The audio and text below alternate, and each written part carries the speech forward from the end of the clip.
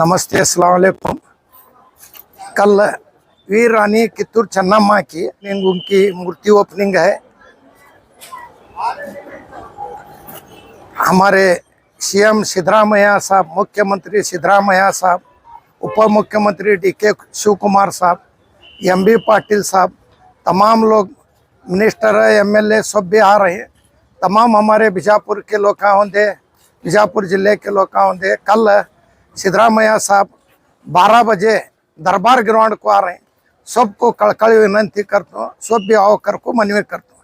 Sir, क्या कार्यक्रम किया है? कार्यक्रम मूर्ति उद्घाटन है वीर रानी कित्तूर चन्नम्मा की, और प्रोग्राम है गवर्नमेंट बस स्टैंड में नामकरण है, और गवर्नमेंट के काम हैं, गुदली पूजा हैं, उसके वास्ते आ रहे हैं। एरोड्रम भी ओपनिंग कर रहे हैं साइकिलिंग का। हमारे मुख्यमंत्री सिद्धरामैया साहब आ रहे हैं, डीके शिव कुमार आ रहे हैं, तमाम हमारे एमबी पाटिल साहब, तमाम मिनिस्टर, तमाम एमएलए आ रहे हैं। सबको आओ कर को मनवी कर। सर, ये पीपीपी के बारे में कल एक सीएम द्वारा बड़ा बयान है। सीएम साहब का बहुत हमें शुक्रिया अदा करते हैं। हमारे बीजापुर सिटी को देतू कहते हैं, हमारे एमबी पाटिल साहब भी कल बोले थे, हमें बोल को है बीजापुर सिटी को गवर्नमेंट कॉलेज कर तो कहते हैं। उनको बहुत हमें सीएम सिद्धरामैया साहब को, एमबी पाटिल साहब को बहुत हमें शुक्रिया अदा करते हैं, उनको धन्यवाद करते हैं। सर, 107 दिन का यहाँ पर धरना प्रदर्शन किया है। नहीं, जब बोले थे एमबी पाटिल साहब ये पीपी कॉलेज नहीं करते, गवर्नमेंट कॉलेज करते हैं कहते हैं। इसके लिए अब है 6 लोग अभी जेल में भी जेल में है, उनको हमारे सरकार तरफ से केसेज काटने का मनवी भी करते हैं। अभी ये जो कल सीएम जी बीजापुर में आ रहे हैं, डीसीएम में आ रहे हैं, वो कल भी बीजापुर का जो बहुत बड़ा एक बदलाव होगा, क्या बदलाव होगा? कामा दे फंड देंगे, कामा देंगे, गवर्नमेंट कॉलेज देंगे। उनको बहुत हमें शुक्रिया अदा करते हैं। तमाम लोगों को और एक बार कड़कड़ी विनंती करता हूँ, कल 12 बजे दरबार ग्राउंड को आकर को मनवी करता हूँ। अस्सलाम वालेकुम रहमतुल्लाह बरकातहू। बीजापुर के सभी शहरियों को मैं एक अपनी तरफ से अपील करना चाहता हूँ। मैं अब्दुल रज़ाक वर्ती, माजी महानगर पालिका सदस्य बीजापुर। कल जो हमारे जनप्रिय मुख्यमंत्री श्री सिद्धरामैया साहब जी और डीके शिव कुमार उप मुख्यमंत्री साहब, एमबी पाटिल साहब, शिवानंद पाटिल साहब, लक्ष्मी अब्बालकर साहबा और दीगर मंत्री यहाँ पे आने लगे हैं। हम बीजापुर के सभी लोगों से अपील करता हूँ कि आप इस कार्यक्रम में आकर शोभा करें। और सबसे बड़ी बात यह है कि कल हावेरी में हमारे सीएम साहब बीजापुर में एक मेडिकल कॉलेज, सरकारी मेडिकल कॉलेज खोलने का एक ऐलान भी किया है, और कल भी शायद उन्होंने यहाँ पे बीजापुर के लोगों को खुशी देने वाले हैं। और बहुत सारे, जब हम मेयर थे तो उस वक्त भी हमारे एमबी पाटिल साहब 150 करोड़ रुपये सैंक्शन करा के सब लोगों को, सब वार्ड में काम करने का ये बोले थे। वो भी कुछ प्रोग्राम उसमें है, और बहुत से डेवलपमेंट प्रोग्राम भी है। मैं सभी से अपील करना चाहता हूँ कि आप सब लोग स्टेडियम के पास सामने वहाँ जो दरबार ग्राउंड है, वहाँ पे कार्यक्रम है। कल 11-11:30 बजे से प्रोग्राम शुरू होगा, तो आप सब आके वहाँ पे प्रोग्राम को आए। ये अपील करता हूँ, आपसे गुजारिश करता हूँ कि आप सब लोग आके एक खुशी के इसमें शामिल हो जाए। ಎಲ್ಲರಿಗೆ ನಮಸ್ಕಾರ। ನಾನು ಅಬ್ದುಲ್ ರಜಾಕ್ ವರ್ತಿ, ಮಾಜಿ ಮಹಾನಗರ ಪಾಲಿಕೆ ಸದಸ್ಯರು ವಿಜಯಪುರ.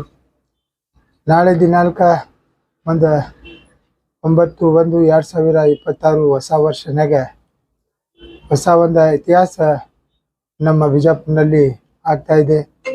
ಅದರ ಪ್ರಯುಕ್ತ ನಮ್ಮ ಉಸ್ತುವಾರಿ ಸಚಿವರು ಸನ್ಮಾನ್ಯ ಶ್ರೀ ಎಂ ಬಿ ಪಾಟೀಲ್ ಸಾಹೇಬ್ರ ಪ್ರಯತ್ನದಿಂದ ಏನು ನಮ್ಮ ವೀರ ಕಿತ್ತೂರು ರಾಣಿ ಚೆನ್ನಮ್ಮ ತಾಯಿ ಪುತ್ಲಿ ಅನಾವರಣವನ್ನು ಹಮ್ಮಿಕೊಂಡಿದೆ. ಅದರ ಜೊತೆಯಲ್ಲಿ ಬಸ್ ಸ್ಟ್ಯಾಂಡ್ ಏನು ಮೊದಲಿತ್ತು, ಆ ಬಸ್ ಸ್ಟ್ಯಾಂಡ್ ಹೆಸರನ್ನು ಕೂಡ ಕಿತ್ತೂರು ರಾಣಿ ಚೆನ್ನಮ್ಮ ತಿಳಿಸಿ ನಾಮಕರಣ ಮಾಡಿದ್ದಾರೆ. ಅದರ ಜೊತೆಯಲ್ಲಿ ಬಹಳಷ್ಟು ಕಾಮಗಾರಿಯನ್ನು ಉದ್ಘಾಟನೆ ಮಾಡೋರಿದ್ದಾರೆ.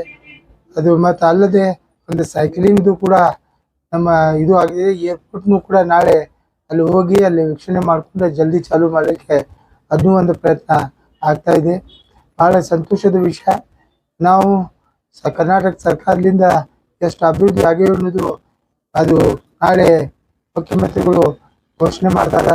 ಅದರ ಜೊತೆಯಲ್ಲಿ ನಮ್ಗೆ ಭಾಳ ಸಂತೋಷ ಅಂದ್ರೆ ಬಿಜಾಪುರದಲ್ಲಿ ಒಂದು ನಿನ್ನೆ ತಾನೇ ಹಾವೇರಿಯಲ್ಲಿ ಸನ್ಮಾನ್ಯ ಶ್ರೀ ಮುಖ್ಯಮಂತ್ರಿಗಳಾದ ಸಿದ್ದರಾಮಯ್ಯ ಅವರು ಅಲ್ಲೇ ಘೋಷಣೆ ಮಾಡಿದ್ದಾರೆ, ಬಿಜಾಪುರಕ್ಕೆ ಒಂದು ಗೌರ್ಮೆಂಟ್ ಮೆಡಿಕಲ್ ಕಾಲೇಜ್ ಚಾಲೂ ಮಾಡ್ತೀನಿ. ಆದ್ದರಿಂದ ಅದು ಭಾಳ ಸಂತೋಷದ ವಿಷಯ. ನಾಳೆ ಕೂಡ ಅವರು ಇಲ್ಲಿ ಘೋಷಣೆ ಮಾಡೋರಿದ್ದಾರೆ. ಇಡೀ ಬಿಜಾಪುರ ಜನತೆಗೆ ಒಂದು ಖುಷಿ ತಂದು ಅಂತ ಈ ಹೊಸ ವರ್ಷದ ಒಂದು ಗಿಫ್ಟ್ ಕೊಟ್ಟದಾಗಿದೆ. ಅದರಿಂದ ಅವರಿಗೆ ನಾನು ಭಾಳ ನನ್ನ ತರಫಿಂದ ಬಿಜಾಪುರ ಜನತೆ ಪರವಾಗಿಂದ ಕೃತಜ್ಞತೆಯನ್ನು ಸಲ್ಲಿಸ್ತೀನಿ. ಮತ್ತು ನಾಳೆ ಕಾರ್ಯಕ್ರಮ ಇರೋದ್ರಿಂದ ಬಿಜಾಪುರನಾಗ ಸಿದ್ದರಾಮಯ್ಯ ಸಾಹೇಬರು ಮತ್ತು ಡಿ ಕೆ ಶಿವಕುಮಾರ್ ಸಾಹೇಬರು ಮತ್ತು ಎಂ ಬಿ ಪಾಟೀಲ್ ಸಾಹೇಬರು, ಶಿವಾನಂದ ಪಾಟೀಲ್ ಸಾಹೇಬರು, ಸುನೀಲ್ ಗೌಡ ಸಾಹೇಬರು ಮತ್ತು ನಮ್ಮ ಸಚಿವರಾದಂಥ ಭಾರತಿ ಸುರೇಶ್ ಅವರು, ಲಕ್ಷ್ಮೀ ಹೆಬ್ಬಾಳ್ಕರ್ ಮೇಡಮ್ ಅವರು ಎಲ್ಲರೂ ಬರ್ತಿದ್ದಾರೆ. ಆದ್ದರಿಂದ ತಾವು ದಯಮಾಡಿ ತಮ್ಮ ಹೆಚ್ಚಿನ ಸಂಖ್ಯೆಯಲ್ಲಿ ಬಂದು ಈ ಕಾರ್ಯಕ್ರಮಕ್ಕೆ ಶೋಭೆ ಮಾಡಬೇಕಂತ ತಮ್ಮೆಲ್ಲರಿಗೂ ಮನವಿ ಕೂಡ ಮಾಡ್ತಾ ಇದ್ದೀನಿ. ಎಲ್ಲ ಮಹಾನಗರ ಪಾಲಿಕೆ ಗೌರವಾನ್ವಿತ ಸದಸ್ಯರು ಕೂಡ ತಮ್ಮ ತಮ್ಮ ವಾರ್ಡಿಂದ ಎಲ್ಲ ತಮ್ಮ ಜನರಿಗೆ ತಗೊಂಡು ಬರ್ತಿದ್ದಾರೆ. ಅದರ ಜೊತೆಯಲ್ಲಿ ಎಲ್ಲ ಸಾರ್ವಜನಿಕರು ಎಲ್ಲ ಪಕ್ಷಾತೀತವಾಗಿ ಎಲ್ಲರೂ ಕೂಡ ಬಂದು ಈ ಒಂದು ದೊಡ್ಡ ಬಿಜಾಪುರ ಕಾರ್ಯಕ್ರಮವನ್ನು ಯಶಸ್ವಿಗೊಳಿಸಬೇಕಂತ ತಮ್ಮಲ್ಲಿ ವಿನಂತಿ ಮಾಡ್ಕೊತೀನಿ. ಸಿಎಂ ಎಷ್ಟು ಗಂಟೆಗೆ ಬರ್ತಾರೆ ನಾಳೆ? ನಾಳೆ 11:30 ಗಂಟೆಗೆ ಸಿಎಂ ಅವರು ಬಿಜಾಪುರಕ್ಕೆ ಬರ್ತಾರೆ. ಬಂದು ಮೊದಲ ಇಲ್ಲಿ ರಾಣಿ ಚೆನ್ನಮ್ಮ ಅವರು ಉದ್ಘಾಟನೆ ಇದು ಬಸ್ ಸ್ಟ್ಯಾಂಡ್ ಉದ್ಘಾಟನೆ ಮಾಡ್ತಾರೆ. ಸರ್ಕಲಲ್ಲಿ ಏನು ಪುತ್ಲಿ ಇದೆ ಅದನ್ನು ಅನಾವರಣ ಮಾಡ್ತಾರೆ. ಅದು ಆದಮೇಲೆ ಏರ್ಪೋರ್ಟ್ಗೆ ಹೋಗ್ತಾರೆ. ಅಲ್ಲಿ ಸೈಕ್ಲಿಂಗ್ದು ಕೂಡ ಅಲ್ಲಿ ಇದು ಅದ. ಅಲ್ಲಿ ಬಂದ ಸಾರ್ವಜನಿಕ ಸಭೆಯನ್ನು ನಮ್ಮ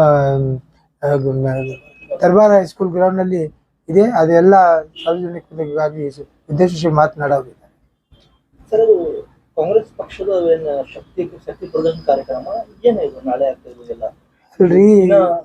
ಶಕ್ತಿ ನಮ್ದು ದೊಡ್ಡದಾದ ನಮ್ಮ ಸಿದ್ದರಾಮಯ್ಯ ಸಾಹೇಬರು ಬರ್ತಿದ್ದಾರೆ. ಶಕ್ತಿ ಪ್ರದರ್ಶನ ಮಾಡೋದು ಏನದ, ಇಡೀ ಕರ್ನಾಟಕನಾಗ ಶಕ್ತಿ ಪ್ರದರ್ಶನ ಮಾಡಿದ್ದಾರೆ.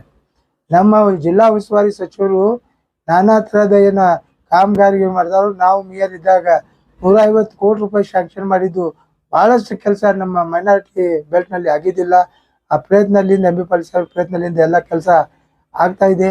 ಇಂಥವು ದೊಡ್ಡ ದೊಡ್ಡ ಕೆಲಸ ಮಾಡಿದ್ದಾರೆ. ಆದ್ದರಿಂದ ನಾಳೆ ಒಂದು ಭಾಳಷ್ಟು ಕಾಮಗಾರಿ ಉದ್ಘಾಟನೆ ಕೂಡ ಅದಾವು.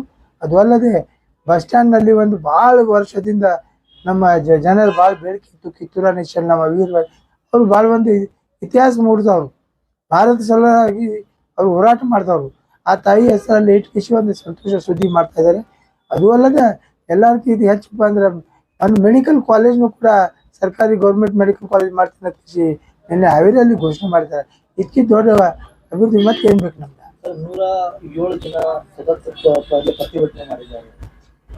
ಹೋರಾಟ ಆಗಿತ್ತು ಇಲ್ಲಿ ಬಿಜಾಪುರ ನಗರದಲ್ಲಿ. ಅಂಬೇಡ್ಕರ್ ಪ್ರಕರಣದ 107 ದಿನ ಪ್ರತಿಭಟನೆ ಆಗಿತ್ತೆ. ಮತ್ತು ಆ ನಂತರ 6 ದಿನ ಜೈಲ್ ಒಳಗಿದ್ದಾರೆ. ಅಲ್ರಿ, ಪ್ರತಿಭಟನೆ ಮಾಡೋದು ಎಲ್ಲರದು ಹಕ್ಕದ. ಆದ್ರೆ ಯಾರಿಗಾರೆ ಒಂದು ಸ್ವಲ್ಪ ನೋವಾಗುವಂಥ ಕೆಲಸ ಯಾವುದು ಮಾಡಬಾರ್ದಿತ್ತು. ಆಗೈತಿ, ಅವ್ರಿಗೂ ಅದು ಫಲ ಸಿಕ್ಕೈತಿ. ಈಗೇನು ಅವರು ಕುತ್ತಿದ ಕತ್ತಿಸಿ ಮತ್ತೆ ಘೋಷಣೆ ಕೂಡ ಮಾಡಿದ್ದಾರೆ ಮುಖ್ಯಮಂತ್ರಿಗಳು. ಇದಕ್ಕೆ ಸಂತೋಷ ಏನ್ ಬೇಕಾ? ಅವ್ರ ತ್ಯಾಗ ಬಲಿದಾನ ಏನಾಗೈತಲ್ಲ, ಜನ ಎಲ್ಲ ಅದಕ್ಕೆ ಅದು ಇದು ಮಾಡ್ತಾರೆ. ಅದಕ್ಕೆ ಅವರು ಪ್ರಯತ್ನ ಮಾಡಿದ್ದಾರೆ. ಅವ್ರೇನು ಅವ್ರ ಸಲುವಾಗಿ ಮಾಡಿಲ್ಲಲ್ಲ, ಸಾರ್ವಜನಿಕ ಮಾಡಿದ್ದಾರೆ. ಕೆಲವೊಂದು ಏನು ಅಧಿಕಾರಿ ಮೇಲೆ ಇದು ಆದಮೇಲೆ ಅದಕ್ಕೊಂದು ಕಾನೂನು ಪರವಾಗಿ ಮಾಡಿದ್ದಾರೆ. ಅದು ಏನು ವಿಷಯ ಅಲ್ಲ. ನಮ್ಮ ಎಂ ಬಿ ಪಾಟೀಲ್ ಸಾಹೇಬ್ರು ಅದನ್ನು ಕೂಡ ಸರಿಪಡಿಸ್ತೀನಿ ಅಂತ ಹೇಳಿದ್ದಾರೆ.